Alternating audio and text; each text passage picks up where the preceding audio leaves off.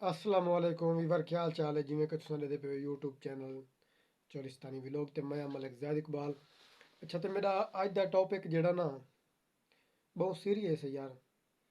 मेरा अज दा टॉपिक उन यूट्यूबरां वास्ते हैं कि जेड़े टॉप यूट्यूबर हैं जिन्हां दे सब्सक्राइबर मिलियन, जिन्हां दे 100 के सब्सक्राइबर हैं, जिन्हां दे 50 के सब्सक्राइबर हैं, उन्हां वास्ते। ਤਾਂ ਕਾਫੀ ਯਾਰ ਮੈਂ ਸੋਸ਼ਲ ਮੀਡੀਆ ਤੇ ਡਿਠੇ ਹਨ ਕਿ ਆਪਣੇ ਛੋਟੇ ਕੈਟਾਗਰੀ ਤੇ ਜਿਹੜੇ ਯੂਟਿਊਬਰ ਹਨ ਨਾ ਉਹ ਪਰੇਸ਼ਾਨ ਹਨ। ਕਿਸ ਗੱਲੋਂ ਪਰੇਸ਼ਾਨ ਹਨ ਕਿ ਉਹ ਆਪਣੀ ਅਟੈਚਮੈਂਟ ਕਰਵਾਉਣਾ ਚਾਹਣ ਨਾ ਤਾਂ ਵੱਡੇ ਯੂਟਿਊਬਰ ਕੀ ਕਰਨ ਉਹਨਾਂ ਕੋਲੋਂ ਜਿਹੜਾ ਨਾ ਇਤਨੀ ਇਨਵੈਸਟਮੈਂਟ ਮੰਗਦੇ ਨੇ ਕਿ ਉਹ ਗਰੀਬ ਇਤਨੀ ਅਫੋਰਡ ਨਹੀਂ ਕਰ ਸਕਦਾ। ਜਿਵੇਂ ਕਿ ਮਤਲਬ ਇੱਕ ਬੰਦੇ ਨੇ ਆਪਣਾ ਅਟੈਚਮੈਂਟ ਕਰਵਾਉਣੀ ਹੈ ਤੇ ਉਹ ਇੱਕ ਯੂਟਿਊਬਰ ਕਨੇ ਗਏ, ਮੈਂ ਉਹਦਾ ਨਾਂ ਨਹੀਂ ਗਿਣਦਾ, ਤਾਂ ਉਹ ਮੰਗੇ ਉਹਦੇ ਕਨੇ 50,000 ਰੁਪਇਆ ਅਟੈਚਮੈਂਟ ਦਾ ਖਾਲੀ।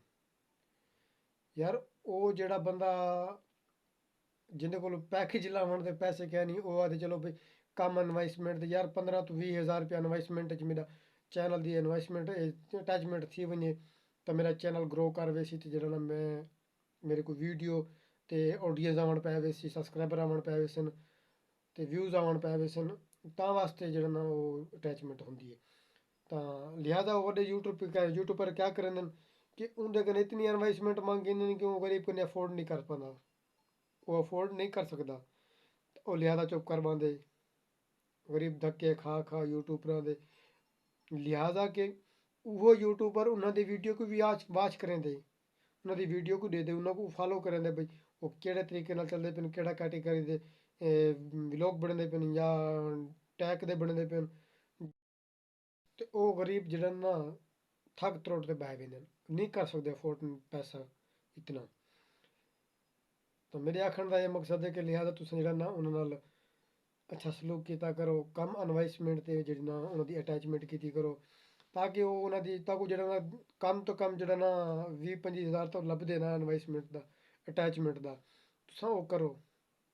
ਇਹ ਨਹੀਂ ਚਾਹਦੇ ਕਿ ਤੁਸੀਂ ਨਾ ਕਰੋ ਕਿਉਂਕਿ ਤੁਸੀਂ ਮਿਹਨਤ ਕੀਤੀ ਹੈ ਵੇ ਤੇ ਤੁਸੀਂ ਇਹ ਚੀਜ਼ ਤੇ ਮਿਹਨਤ ਕੀਤੀ ਹੈ ਵੇ।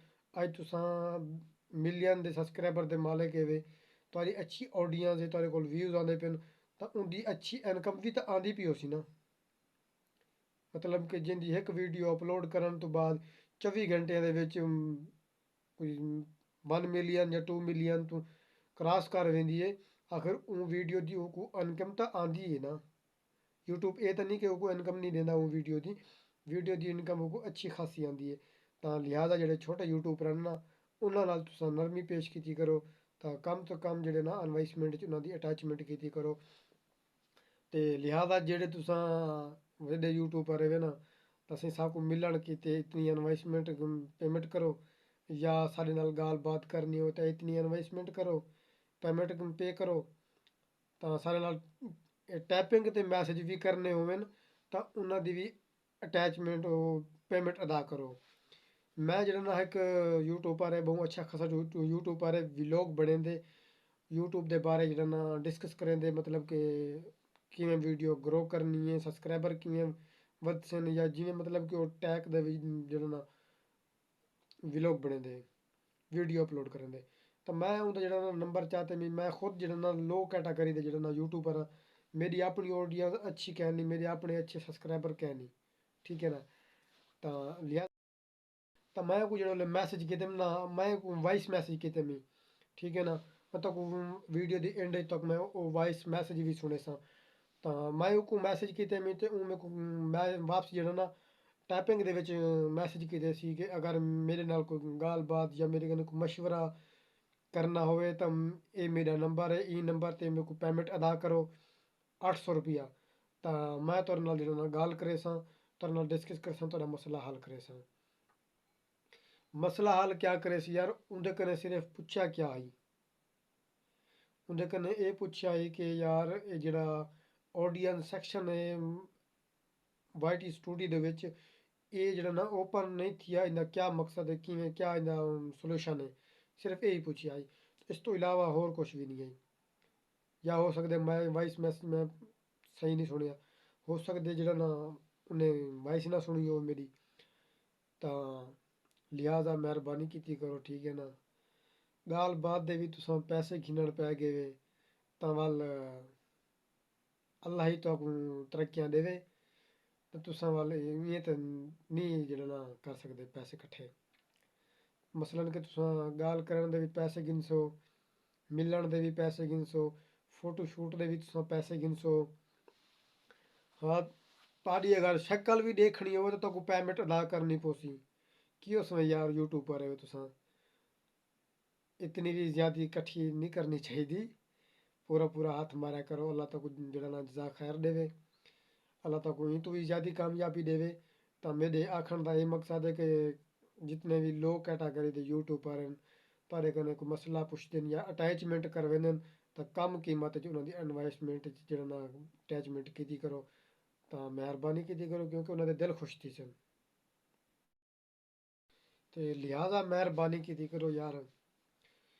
जे अगर मेरे चैनल ते नਵੇਂ आ गए तो मेरी तो यही अपील है कि मेरे चैनल को सब्सक्राइब कर गिनो तो बेल आइकन को आल कर गिनो, ताकि मेरी जेह्ड़ी दुख भरी कहानी है तुहाडे कोल पुज्जे, सुख भरी दी कहानी तुहाडे कोल पुज्जे। कोई इन्फॉर्मेशन या कोई नवीं लोग चोलिस्तान दे डेजर्ट दे बारे, कोई टोबे दे बारे, कोई चोलिस्तान दे विच कोई इन्वाइटमेंट होंदी है या कोई मसला या कोई खुशी गमी, ऐसा मतलब कि व्लॉग जेह्ड़ा ना अस अपलोड करदे रैंह्दे से देखणगे ते साढ़े चैनल को जेह्ड़ा ना सब्सक्राइब कर गिनो ते बेल आइकन को आल कर गिनो, ताकि साढ़ी आने वाली वीडियो तुहाडे तक लाजमी पुजदी रहे।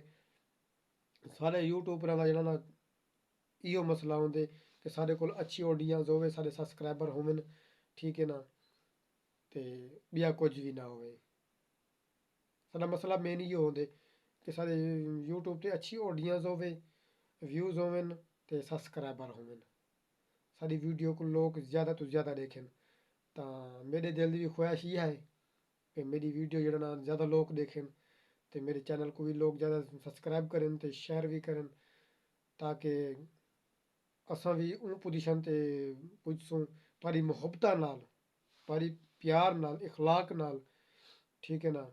तो अल्लाह खैर करे सी, तो साढ़े चैनल को जेह्ड़ा ना लाजमी सब्सक्राइब करे सो। तो जै जै सब्सक्राइब नहीं कीता ना, तो हुणे हुणे बटन दबा गिनो, जे वीडियो अग्गें लगी गई ना तुसां सब्सक्राइब नहीं करना मेरे चैनल को, फटाफट कर गिनो, करके देवे ना, ठीक कीते वे। तो अगले व्लॉग च इंशाल्लाह मिलसूं आपां, ते ताकू एक नवीं कहानी सुने सां नਵੇਂ व्लॉग च, ताकू जेह्ड़ा ना अच्छी अच्छी खबर देसां। मैं सोचे कि तुहाडे नाल इक जेह्ड़ा ना खुशखबरी मैं शेयर कर देवां, ते खुशखबरी तक मैं एह् देना पियां कि अज्ज सारा दिल खुश थी वैसी। खुशखबरी तक मैं एह् देना पियां कि अपने चोलिस्तान दे मशहूर जेह्ड़ा ना क्या चीज़ है, इक तो बाबा चनन पीर दरबार, ते दूजा जेह्ड़ा ना किला डिरावर। तो इन्हां दी जेह्ड़ा ना तुक मैं खुशखबरी देवण आह्ला कि बाबे चनन पीर सरकार दा जेह्ड़ा ना पैह्ला मेला कल होसी इंशाल्लाह।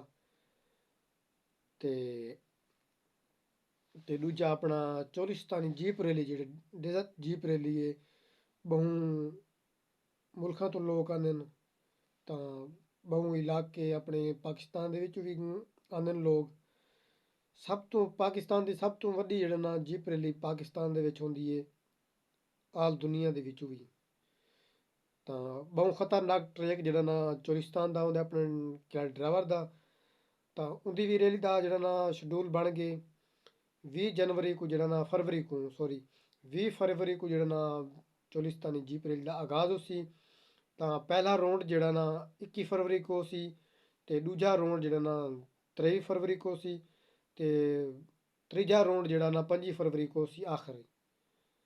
तां इक इक दिन दा डिले विच कीते ने, तां 5 दिन दा एह् शेड्यूल बनाया गे। तां इं'दे विच असां तक जीप रैली पूरी दिखेसो इंशाल्लाह। तां अच्छा असीं बाबे चनन पीर दा जेह्ड़ा ना मेला इंशाल्लाह अहीं जुमेरात पहला मेला होसी, ते इंशाल्लाह चनन पीर चोलिस्तान जीप रैली तक सारी दिखेसू।